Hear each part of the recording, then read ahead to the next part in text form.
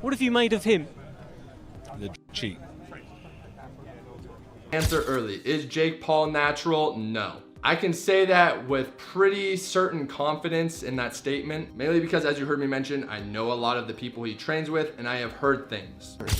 If I can test you randomly for performance enhancing the next 2 years, and I never got a response on that. Anthony Joshua says Jake Paul might not be fighting naturally and could be using extra help. He also says he doesn't care how big or strong Jake tries to look because he is confident in himself. Joshua explains that he is focused, sharp, and ready to fight.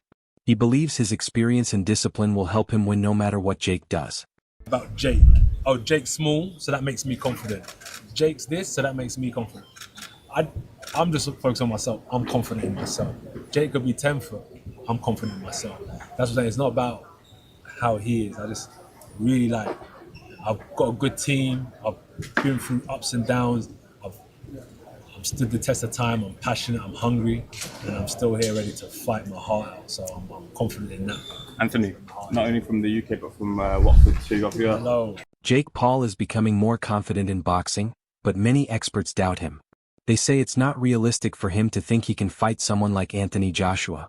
Joshua is a very skilled and experienced heavyweight with years of training, many big fights, and strong endurance that Paul has never faced. Some people think Paul's body and performance show he might be using extra substances. Joshua, on the other hand, is all natural and has size, strength, and skill that are hard to match. Because of this, many fans and experts question if Paul is truly ready for such a big challenge. Answer early. Is Jake Paul natural? No.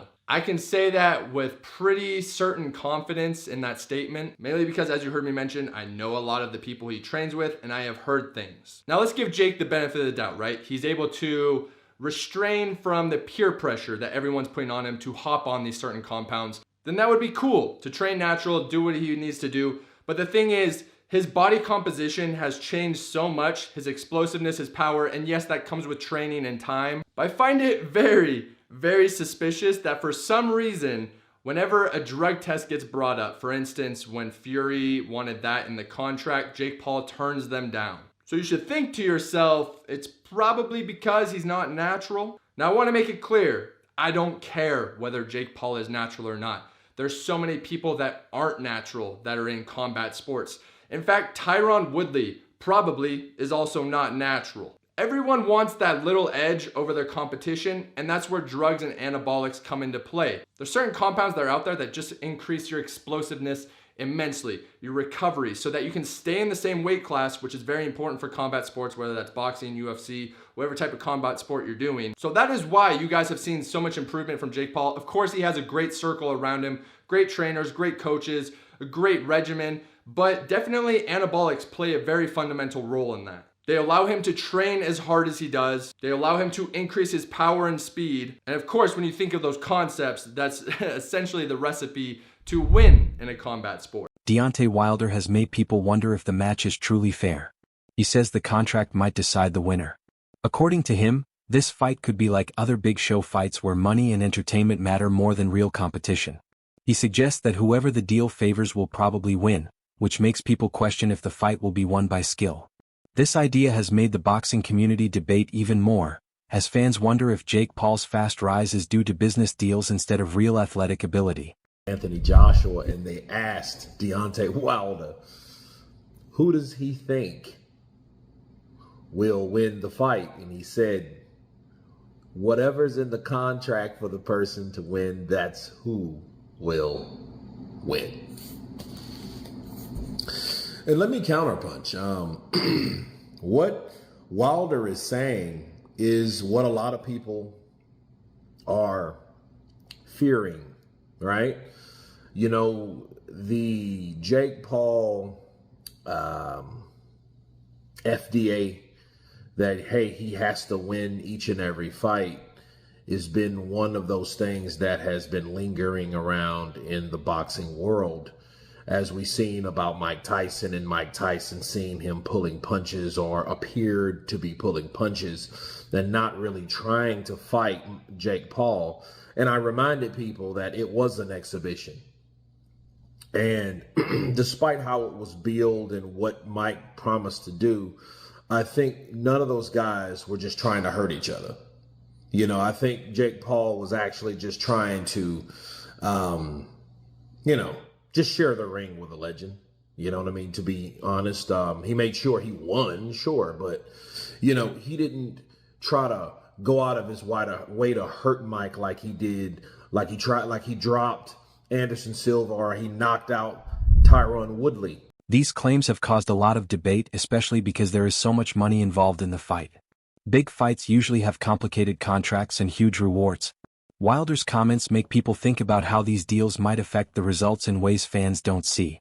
Not everyone believes the winner is already chosen, but it has made many viewers and experts question the real reasons behind the matchup.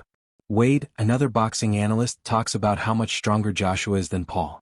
He says Joshua's size, experience, and skill are all far greater than anything Paul has ever faced. Even though Joshua is older now, he is still in great shape and very confident. Wade believes Paul took this fight too soon and doesn't understand how tough and smart Joshua really is. In Wade's opinion, Joshua's proven talent makes him a very hard opponent, and Paul will have to deal with both physical and mental challenges in this fight. If, again, in some world that actually happened, boxing in the UK has to die if that happens. Boxing as a whole has to take a look in the mirror if Jake walks out and knocks out Anthony Joshua in the first round. This is why I said AJ has the most pressure maybe on any boxer ever with this fight, because it's not for a world title, but it's essentially for the legitimacy of the sport. Like, without saying it, not because Jake doesn't have actual legitimate, boxing match, nothing like that, but because Jake shouldn't be in a ring with Anthony Joshua ever in his career. From when he started to what he is right now, Jake has not shown the skill, the ability yet to be in a ring with any former champion that's still in the game at heavyweight. So he's able to not only go in there, I said survive more than 3 rounds, but knock AJ out? Dude, the sport will have to drop a nuclear bomb on the sport, all of it. I'm honored to be here. I'm happy to be here. I think December 19th is going to be crazy, though. I think the center's going to be buzzing, just crazy energy in that room. I think it's going to be really good. So now, remember, I took a year out of the game to refresh because I was just piling on more and more baggage. I just feel fresh. I feel rejuvenated. It wasn't like I took the year out in vain. I had a purpose, and I'm just living. No, you look fresh. I feel good, man. I feel good. I've been training hard. I'm close to the weight that I need to be at for the fight. I feel good.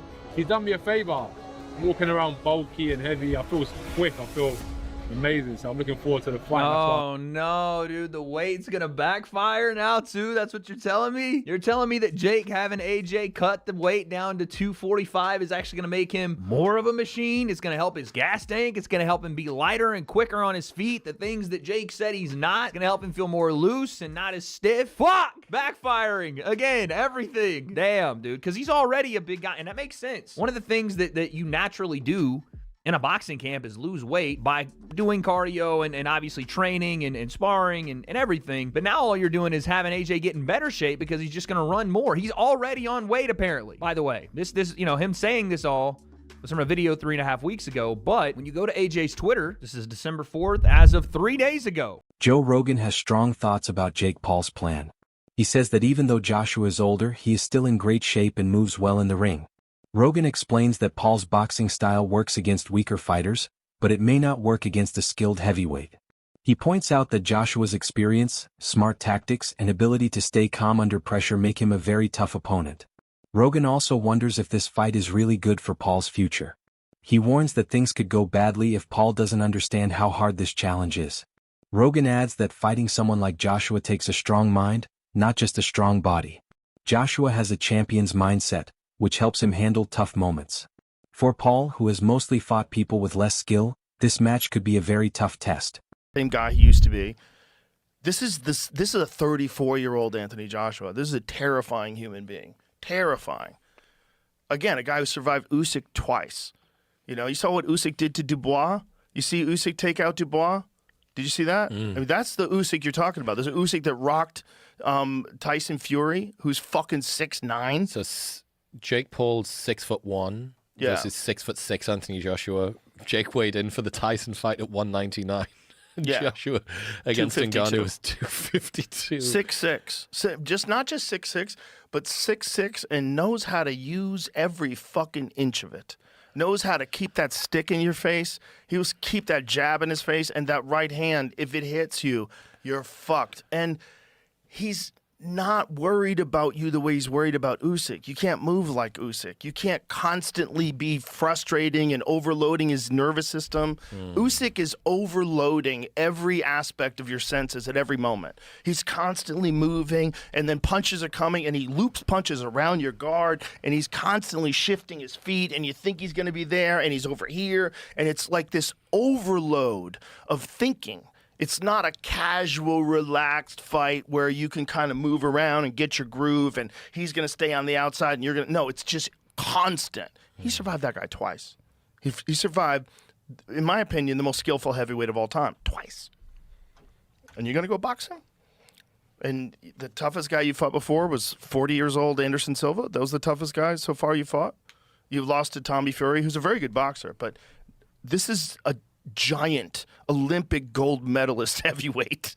I mean, Anthony Joshua is fucking Here's terrifying. the thing that nightmares are made of. And he's got that one-punch nuclear power. One punch. Frank Smith talks about how Jake Paul keeps saying that Joshua has a weak chin.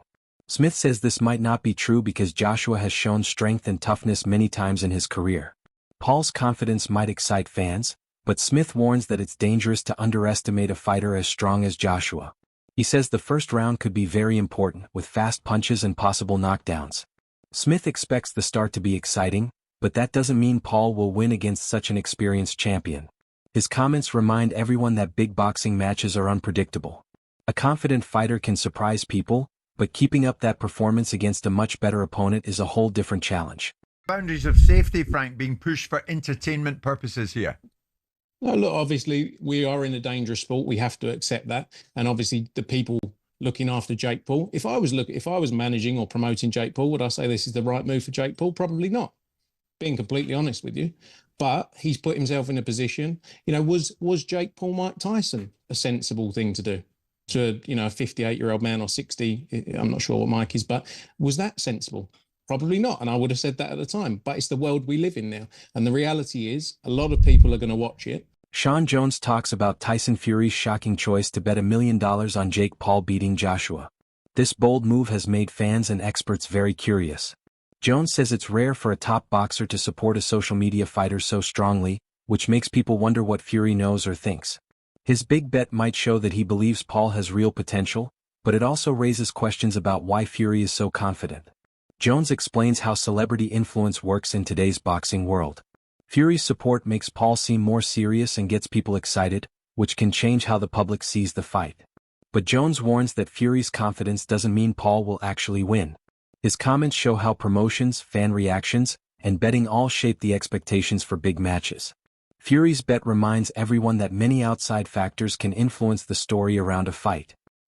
Funny marketing. Tyson Fury said that he's going to put $1 million on Jake Paul to win. If Jake Paul fights Anthony Joshua, I'm putting £1 million on Jake Paul. I want some free money. I mean, does Tyson know something that we don't know? Maybe I might put $1,000 on Jake Paul to win. If the odds are good, it could pay for me Dubai trip. I, Jake Joseph Paul, will knock out, defeat, and embarrass Anthony Joshua Friday, December 19th. USA versus UK. He's got the belts, the size, the history, but I have the balls. Come on, let's go UK. Let's knock him out, Joshua.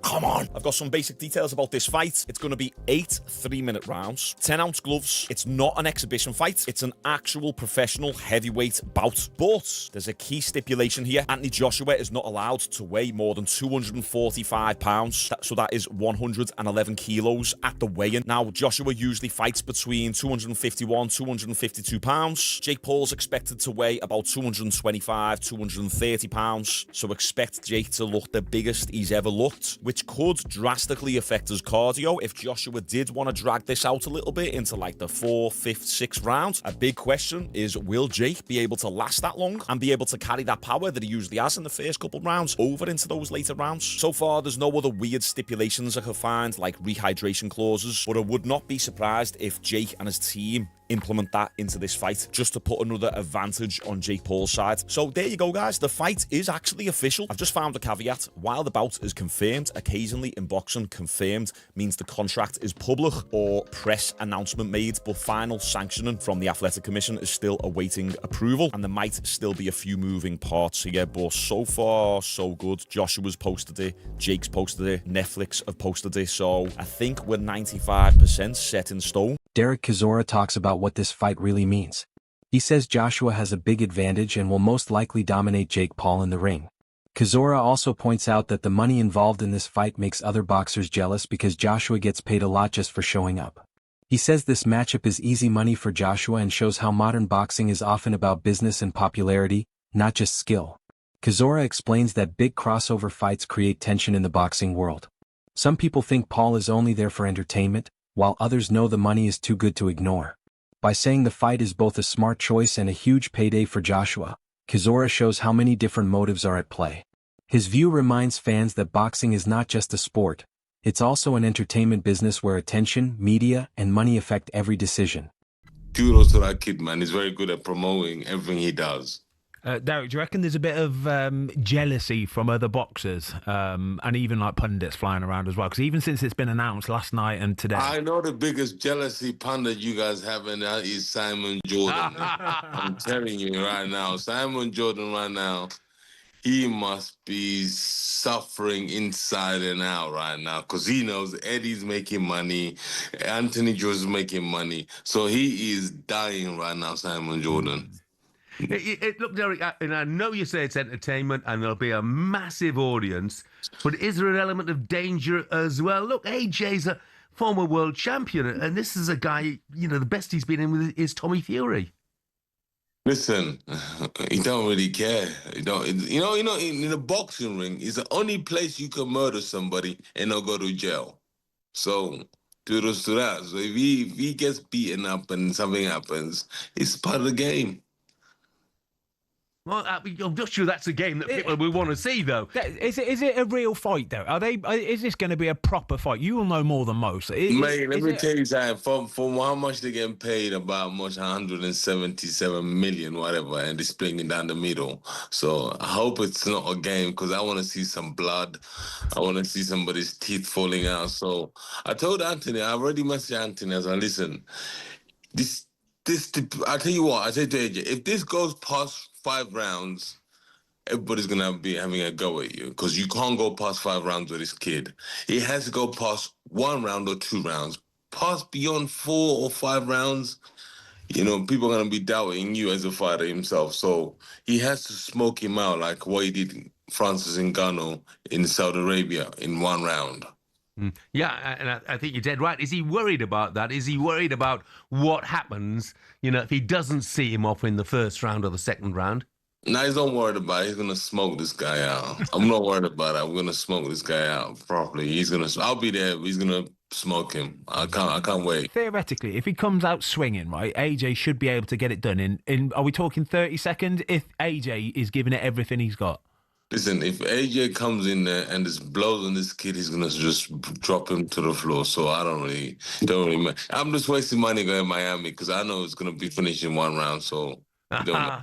Are you gonna go? Oh yeah, I'm definitely gonna go. That's all for today's video. Stay tuned for the next one.